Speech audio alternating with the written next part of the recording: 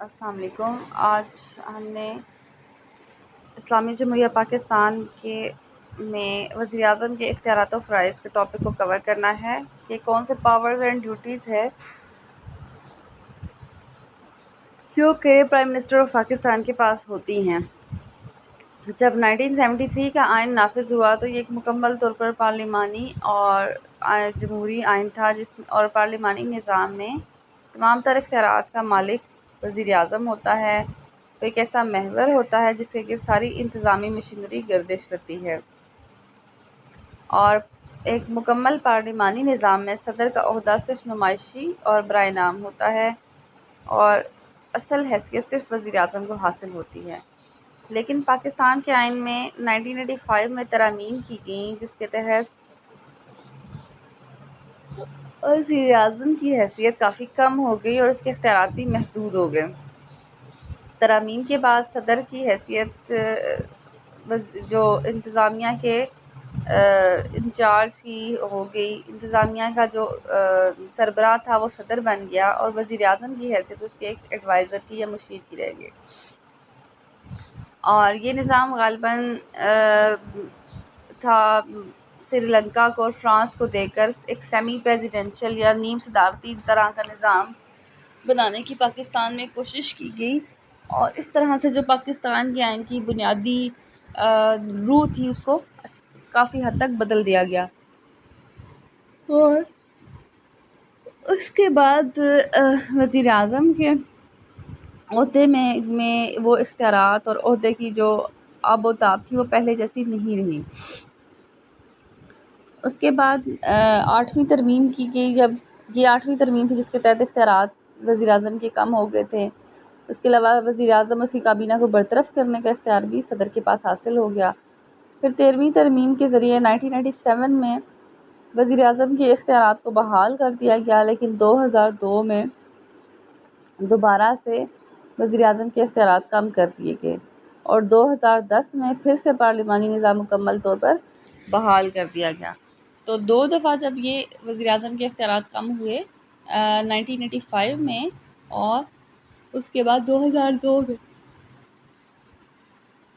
دونوں دفعہ ملک میں مارشل لا تھا، تو وہ خصوصی حالات ہیں جن کی وجہ سے ایسا کیا گیا اور آئین میں ترامیم کی گئی۔ اور جو اس وقت کے دونوں صدر تھے انہوں کے، یعنی 1985 والے جو صدر تھے صدر ضیاء الحق، اور 2002 میں جو صدر تھے صدر مشرف، دونوں نے اپنے جو اختیارات تھے صدارتی اختیارات ان کو بڑھانے کی کوشش کی وجہ سے ملک کے پارلیمانی نظام کو قدرے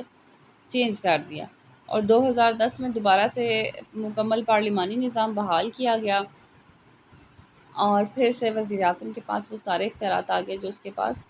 1973 کے آئین سے اس کے پاس اس کو حاصل تھے۔ اب جب ہم وزیر اعظم کی حیثیت اور اس کے اختیارات اور فرائض پڑھیں گے تو ہم اس میں دیکھیں گے کہ ہر ٹاپک، اس کی جو سب ہیڈنگز ہیں ان کے اندر، ہر ہیڈنگ کے اندر آپ یہی دیکھیں گے کہ بار بار کبھی 1985 کی ترمیم کا، یعنی 8ویں ترمیم کا ذکر ہے، کبھی 13ویں ترمیم کا ذکر ہے، جس میں 8ویں ترمیم میں وزیر اعظم کے اختیارات کم ہو گئے، 13ویں میں زیادہ ہو گئے، پھر 17ویں ترمیم میں پھر سے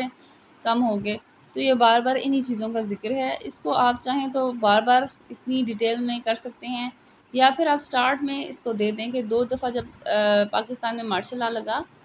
1977 میں اور 1980 اور آئین کو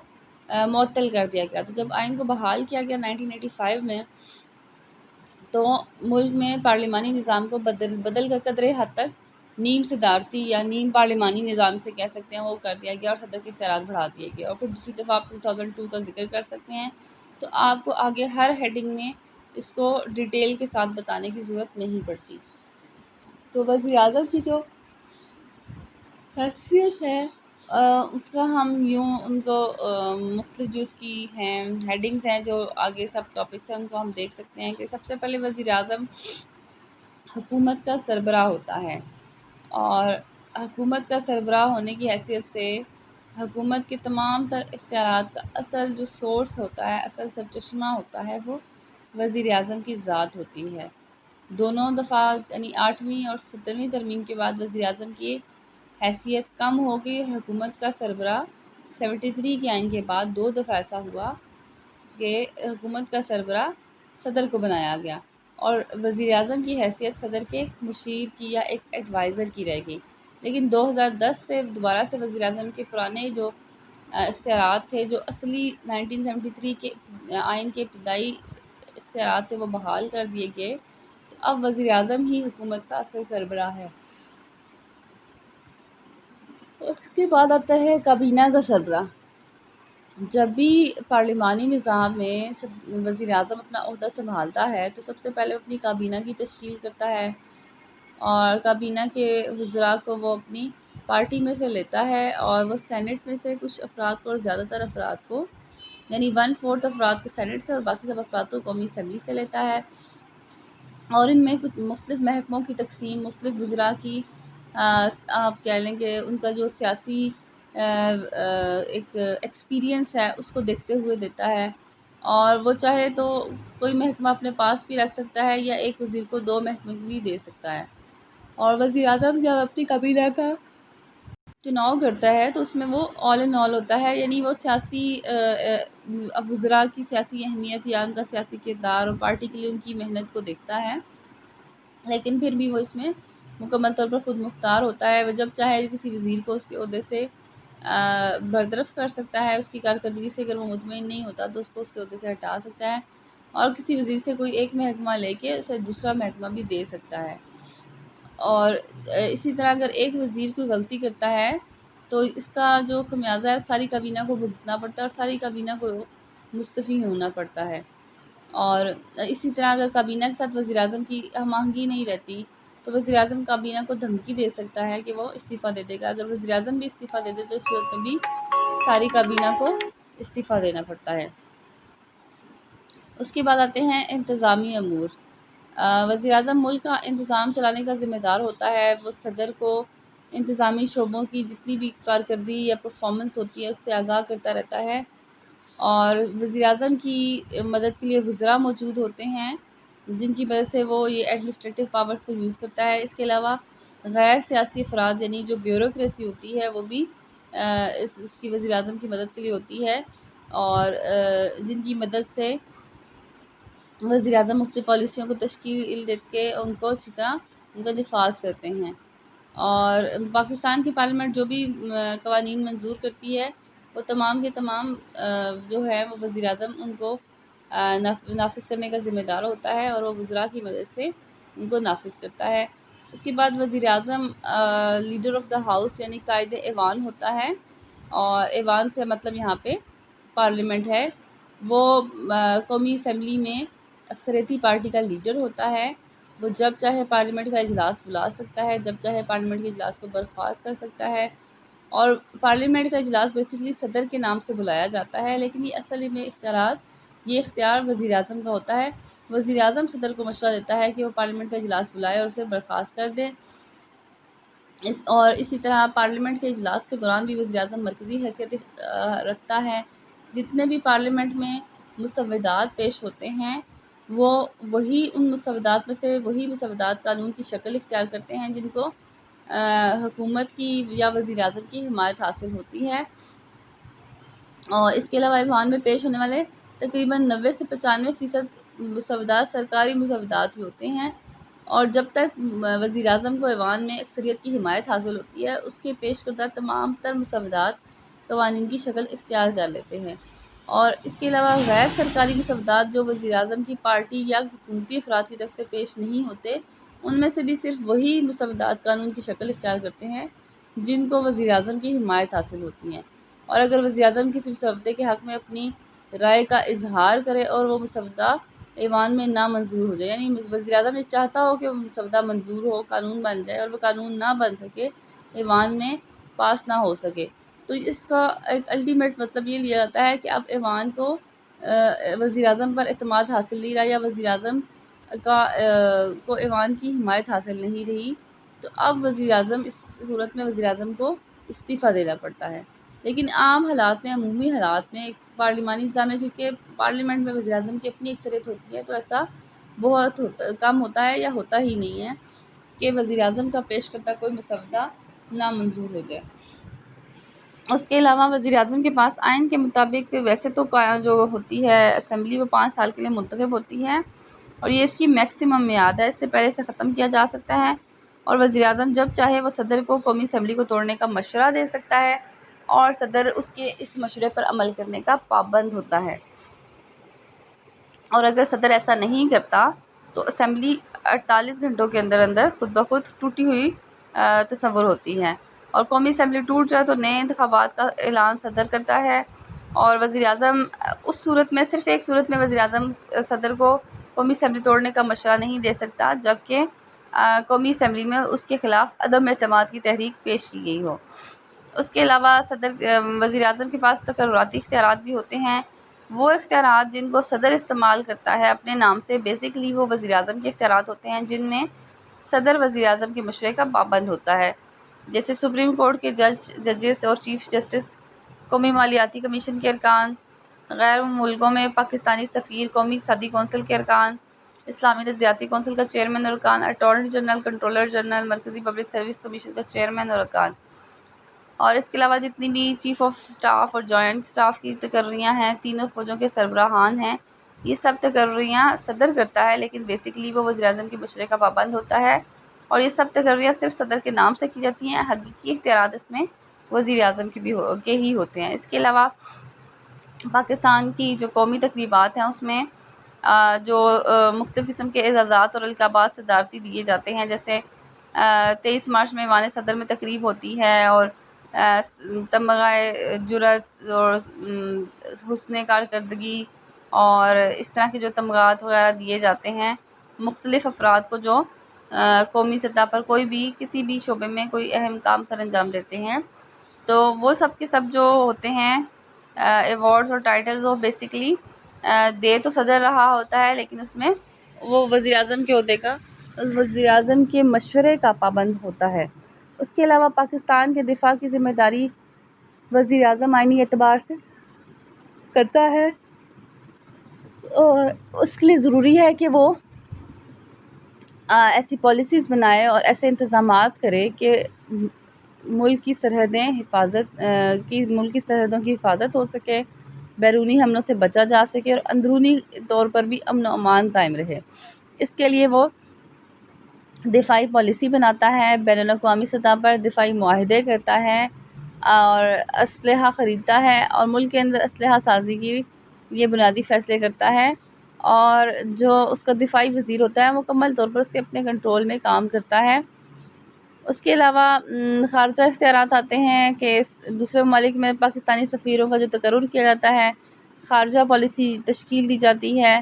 یہ سب وزیر اعظم کی مرضی سے ہوتا ہے۔ اسی طرح بیرونی ممالک کے ساتھ جو بھی معاہدات ہوتے ہیں، چاہے وہ دفاعی نوعیت کے ہوں، ثقافتی، معاشی، تجارتی ہوں، وزیر اعظم کے مشورے سے ہوتے ہیں اور وزیر اعظم کی نگرانی میں کیے جاتے ہیں۔ اس کے علاوہ اقوام متحدہ اور دیگر بین الاقوامی اداروں سے پاکستان کے نمائندے کی حیثیت سے رابطہ کرنا، یہ سب وزیر اعظم کے اختیارات میں شامل ہے، اور خارجہ کا محکمہ ایک اہم ترین محکمہ سمجھا جاتا ہے، جو کہ وزیر اعظم نے یہ عہدہ کسی بھی وزیر کو دیا ہوتا ہے، لیکن وہ ڈائریکٹ وزیر اعظم کی نگرانی میں کام کرتا ہے۔ اس کے علاوہ پارلیمانی ممالک میں وزیر اعظم کے پاس ایک اور اختیار یہ ہوتا ہے کہ وہ صدر سے رابطہ قائم رکھتا ہے، اور صدر بیسیکلی ریاست کا سربراہ ہوتا ہے، تو وہ مسلسل ریاست کے سربراہ کے ساتھ بھی رابطے میں رہتا ہے، اور پارلیمنٹ اور صدر کے درمیان رابطے کا ایک ذریعہ بنا رہتا ہے۔ جتنے بھی فیصلے ہوتے ہیں ان کا اطلاق صدر کے نام سے ہوتا ہے، صدر کے پاس کے دستخطوں سے ہی تمام قوانین پاس ہوتے ہیں۔ صدر کا یہ اختیار رسمی اختیار ہوتا ہے، اس میں اس کے پاس کوئی آپشن یا چوائس نہیں ہوتی کہ وہ ان کو رد کر سکے، لیکن سٹل اس کی جو آخری جو حتمی منظوری ہے وہ صدر کے نام سے ہوتی ہے۔ اس طرح صدر کے نام سے فیصلے صادر کیے جاتے ہیں، اور جب 2 دفعہ ملک میں ترامیم کی گئی تھی، 8ویں اور 17ویں ترمیم کے ذریعے، تو صدر کا یہ اختیار رسمی نہیں رہا تھا بلکہ حقیقی ہو گیا تھا، لیکن پھر 2010 سے صدر کا یہ اختیار بالکل رسمی ہو کر آ گیا ہے۔ اس کے علاوہ وزیر اعظم اپنی پارٹی کا سربراہ ہوتا ہے۔ اصل میں وزیر اعظم کی جو اصل ریئل پاور اور طاقت ہوتی ہے وہ اس کی اپنی پارٹی ہی ہوتی ہے، جس کی مدد سے وہ یہ اس عہدے تک پہنچتا ہے۔ اس لیے وزیر اعظم کی کوشش ہوتی ہے کہ جب وہ حکومت کو سنبھال لے تو حکومتی انتظامات کے ساتھ ساتھ اپنی پارٹی کو بھی ملک میں پاپولر بنائے رکھے، کیونکہ اس کی اصلی قوت اس کی اپنی پارٹی ہوتی ہے، اور پارٹی کو وہ مضبوط اور متحد بنانے کے لیے ہر وقت کوشش کرتا رہتا ہے تاکہ اس کی پارٹی کو ملک میں ایک مقبولیت حاصل رہے، ایک پاپولیرٹی حاصل رہے۔ اس کے علاوہ وہ پارٹی کو منظم کرنے کے لیے مزید کام کرتا ہے، اس کی اور دفاتر و شاخیں کھولتا ہے، اس کی کانفرنسز، کنونشنز اور جلسے منعقد کرتا ہے، پارٹی اور اس پارٹی ورکرز کے درمیان ایک مسلسل رابطہ رکھتا ہے۔ اور وزیر اعظم کو اپنی پارٹی کی ضرورت ہوتی ہے، کیونکہ پارٹی کی تنظیم اور اتحاد کی صورت میں ہی اس کی اپنی حکومت بھی مستحکم ہوتی ہے۔ اس کے علاوہ وزیر اعظم کا کام صرف قانون بنانا اور اس کو نافذ کرنا نہیں ہے، بلکہ بیسیکلی اس کا یہ کام ہوتا ہے کہ وہ عوامی بہبود کے لیے کام کرے، عوام کی بھلائی کے لیے کام کرے۔ وہ صحت میں، تعلیم میں، تجارت میں ایسی پالیسیز بنائے جن سے عوام الناس کو فائدہ ہو، اور عوام کی بنیادی ضروریات کے لیے وہ کوشش کرے، عوام کے لیے ذرائع روزگار پیدا کرے، صنعتوں اور معیشت کو ترقی دے، اور ملک میں عوام کی خدمت کے لیے کوششیں کرتا رہے، اور ملک کو ایک فلاحی ادارہ بنائے، عوامی شکایات کا ازالہ کرے۔ اس کے علاوہ آپ اس میں عوامی بہبود میں آپ اس کے علاوہ پوائنٹ نمبر 13 ایڈ کر سکتے ہیں کہ عوامی شکایات کا ازالہ وزیر اعظم کی ذمہ داری ہوتی ہے، کیونکہ پارلیمنٹ کے ممبرز کی طرح وزیر اعظم بھی عوام کے ڈائریکٹ ووٹوں سے منتخب ہو کر پارلیمنٹ میں بطور پارلیمنٹیرین آیا ہوتا ہے۔ تو عوامی اور اس نے جہاں سے بھی جس حلقے سے اس کا تعلق ہوتا ہے وہاں کے عوام کے رابطے سے، اور اوورآل کیونکہ وہ پوری قوم کا نمائندہ ہوتا ہے، اس کا یہ فرض ہوتا ہے کہ وہ عوامی شکایات کا ازالہ کرے، ان کے لیے کام کرے، اور عوام کو زیادہ سے زیادہ فیسیلیٹیشن فراہم کرنے کی کوشش کرے۔ اس کے علاوہ آپ یہ اس کے اندر پوائنٹ نمبر 14 یہ ایڈ کر سکتے ہیں کہ وہ اپنی جو پارٹی منشور ہے اس کو عملی جامہ پہنانے کی کوشش کرے۔ وزیر اعظم کے فرائض میں یہ بھی آتا ہے کہ وہ جس منشور کے اوپر اس نے حکومت حاصل کی ہے، جیسے اب پیپلز پارٹی کا منشور تھا کہ روٹی کپڑا مکان، تو جو بھی وزیر اعظم منتخب ہوتا ہے ان کے لیے ضروری ہے کہ وہ عوام کی بیسک فیسلٹیز کے لیے کام کرے۔ اسی طرح تحریک انصاف فراہم کرنے کے لیے ایک ایسی اس کے اوپر انہوں نے اپنی حکومت بنائی کہ عوام الناس کو کے اندر ڈسکرمنیشن کا خاتمہ ہوگا، کلاس لیس سوسائٹی بنے گی۔ تو اب یہ وزیر اعظم کا فرض اس کے فرائض میں شامل ہوتا ہے کہ جس منشور کے اوپر اس نے حکومت کو حاصل کیا ہے اس منشور کو عملی جامہ پہنائے۔ اس کے علاوہ معاشی اور جو معاشی پالیسیز ہیں، قومی پالیسیز ہیں، ان کو بنائے تاکہ ملک کی معیشت استحکام کا شکار ہو اور ملک کے حالات بہتر ہوں۔ جن حالات کا اس نے قوم سے وعدہ کیا ہے کہ معاشی حالت کو بہتر کرے گا، لوگوں کو روزگار فراہم کرے گا، ان پالیسیز کو یہ روزگار فراہم کرنا، معاشی اور لحاظ سے جو لوگوں کی معیشت کو بہتر بنانا، ان کے معیار زندگی کو بہتر بنانا حکومت کی ذمہ داری ہوتی ہے۔ اس کے علاوہ وزیر اعظم کی ذمہ داری ہوتی ہے کہ وہ صحت کے لیے ایسی پالیسیز کو ترتیب دے کہ صحت کا شعبہ ترقی کر سکے۔ یعنی بیسیکلی آپ یہ کہہ سکتے ہیں کہ جو ایک ٹریڈیشنل کریکٹر ہے وزیر اعظم کا، اس میں تو آ سکتا ہے کہ وہ قانونی فرائض سر انجام دیتا ہے، وہ صدر سے رابطہ رکھتا ہے، پارلیمنٹ کا سربراہ ہوتا ہے، عقائد ایوان ہے، پارٹی کا سربراہ ہے، کابینہ کا سربراہ ہے، حکومت کا سربراہ ہے۔ لیکن اب جو ایک وزیر اعظم کی حیثیت اختیار کر چکی ہے انٹرنیشنلی، جو وزیر اعظم کے عہدہ ڈیمانڈ کرتا ہے وہ بہت کچھ ڈیمانڈ کرتا ہے، اور اس کے اختیارات میں تو یہ ساری چیزیں آ جاتی ہیں، لیکن اس کے فرائض میں اب بہت زیادہ اضافہ ہو گیا ہے۔ اس کا یہ فرض بنتا ہے کہ وہ ملک کی ترقی کے لیے کام کرے، معاشرتی لحاظ سے لوگوں کو معیار زندگی کو بلند کرنے کی کوشش کرے، ملک کی سیاحت کو ترقی دے، ملک کے لیے ایسی پالیسیز بنائے کہ ملک ترقی کی راہ پر گامزن ہو سکے۔ اگر ہم اوورآل وزیر اعظم کی حیثیت کو دیکھیں، ایک انالیسس کریں اس کا، تو ہم یہ دیکھتے ہیں کہ ہر پارلیمانی ملک میں جو اصل اختیارات ہوتے ہیں وہ وزیر اعظم کی ذات کے پاس ہی ہوتے ہیں۔ اور جیسے برطانیہ میں اور بھارت میں پارلیمانی نظام رائج ہے، تو اس میں مکمل اختیارات کا مالک وزیر اعظم کی ذات ہی ہوتی ہے، صدر برائے نام اختیارات کا مالک ہوتا ہے۔ اور پاکستان میں بیسیکلی پارلیمانی نظام رائج کیا گیا تھا، تو اس کے تحت وزیر اعظم کے پاس ہی اختیارات ہونے چاہیے تھے۔ 2 دفعہ جو آئین میں ترامیم کر کے آئین کی شکل کو بدلنے کی کوشش کی گئی، اور اس سے یہ ہوا کہ جو وزیر اعظم اور صدر تھے ان دونوں کے اختیارات میں توازن پیدا ہو گیا، اور توازن پیدا ہونے سے ایسے ہی سچویشن بن گئی کہ ایک میان میں 2 تلواریں رہیں، یعنی دونوں کے درمیان ایک ٹسل کی اور ایک کشمکش کی کیفیت پیدا ہو گئی۔ اور اس کا نقصان یہ ہوا کہ بار بار غیر آئینی اقدامات بھی اٹھائے گئے۔ نواز شریف کی حکومت کو اسحاق خان نے ختم کیا تو عدالت نے، سپریم کورٹ نے اس کو غیر آئینی قرار دیا۔ پھر صدر اسحاق خان نے پھر بینظیر بھٹو کی حکومت کو ختم کیا تو اس کو بھی غیر آئینی قرار دیا گیا۔ پھر انہوں نے نواز شریف کی حکومت کو ختم کیا۔ اس کے علاوہ جو صدر فاروق لغاری تھے، انہوں نے وزیر اعظم بے نظیر کی حکومت کو ختم کیا۔ تو یہ جو ایسے اقدامات ہیں، جو آئی تھنک 97 کی بات ہے، تو یہ وہ سارے اقدامات ہیں جو غیر آئینی ہیں، اور یہ اختیارات 58(2)B کو آئین میں شامل کر کے اور کبھی بحال کر کے ایسا کیا گیا جو کہ ایک پارلیمانی ملک کے اندر پارلیمانی روح کے خلاف تھے۔ اب دنیا کے جو اوورآل حیثیت ہے وزیر اعظم کی، جہاں جہاں پر پارلیمانی نظام ہے، اس کے تحت وزیر اعظم کے اختیارات بہت زیادہ بڑھ گئے ہیں، اور ان کے اختیارات میں مزید اضافہ ہی ہو رہا ہے۔ برطانیہ میں تو ایک ٹرم یوز کی جاتی ہے جسے کہتے ہیں کابینہ کی آمریت،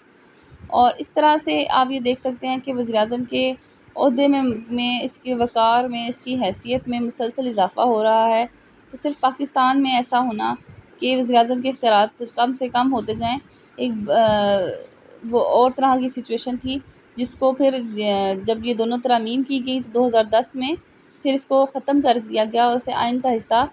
سے نکال دیا گیا، اور دوبارہ سے پاکستان میں بھی وزیر اعظم کی وہی حیثیت بحال کر دی گئی ہے جو اوورآل دنیا میں وزیر اعظم کو حاصل ہے، اور پھر سے صدر صرف برائے نام ریاست کا سربراہ رہ جاتا ہے۔ وزیر اعظم کے اختیارات یہاں پر کمپلیٹ ہوتے ہیں۔